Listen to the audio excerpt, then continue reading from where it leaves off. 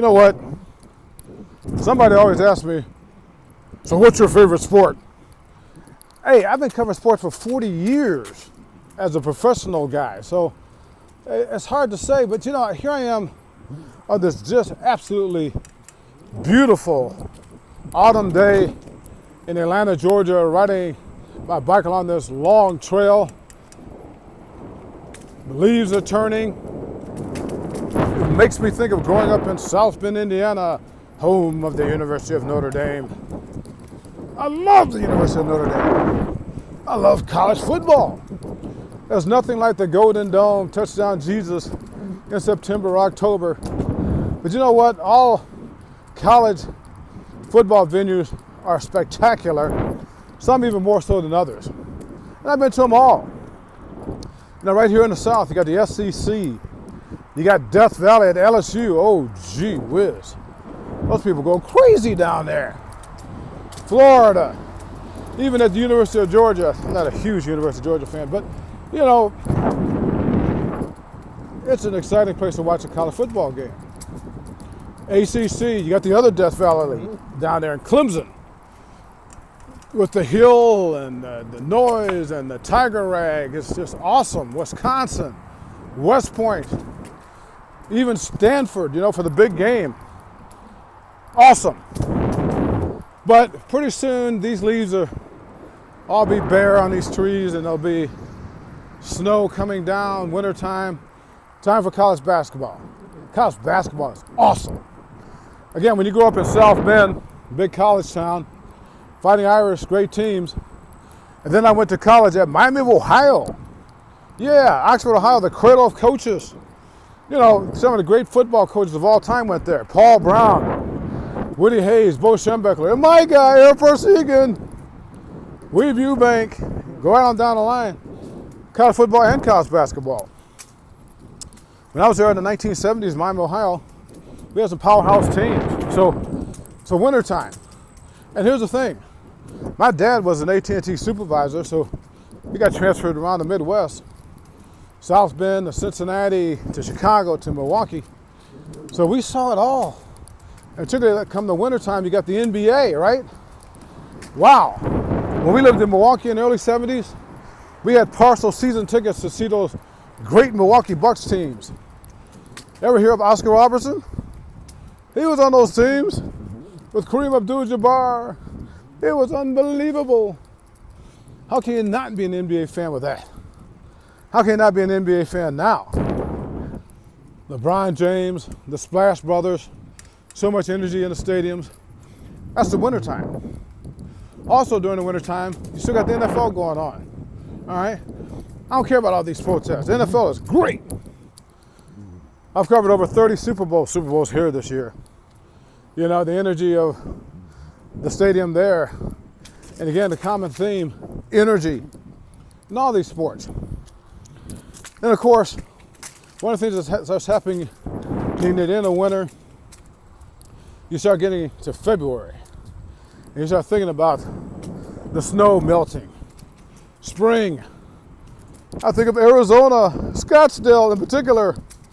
I used to live there, basically. Because back in the early 1980s, I covered the San Francisco Giants for the San Francisco Examiner, and that was fantastic.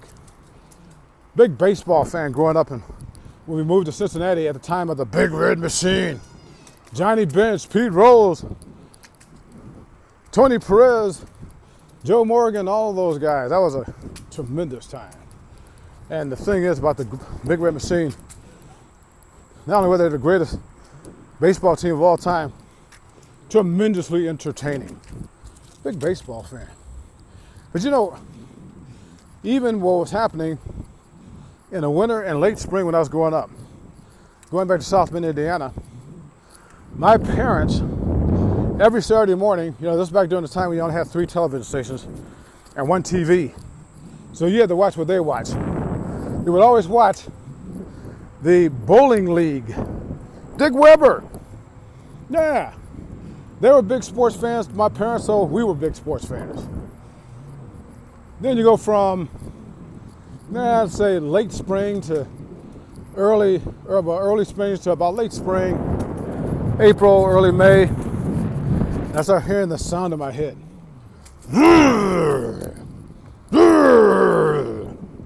More like zoom. You know what I'm talking about. The Indy 500. When you're born and raised in Indiana, the Indianapolis 500 is huge. AJ Foyt, Rick Mears, the Andretti's, awesome, baby. Love the Indy 500. I've covered about a half dozen of those in my life.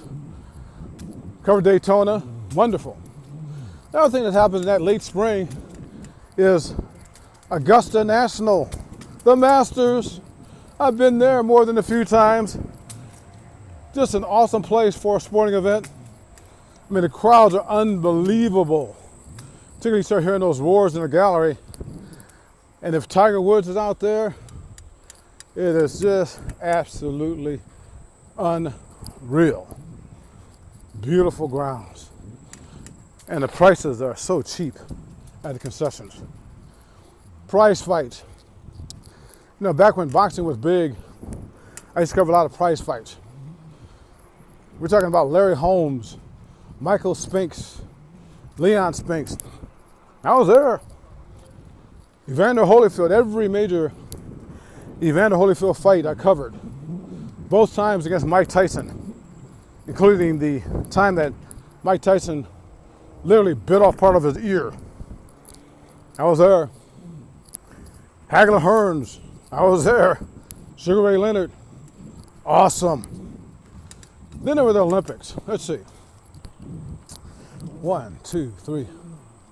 I've covered 3 Olympics.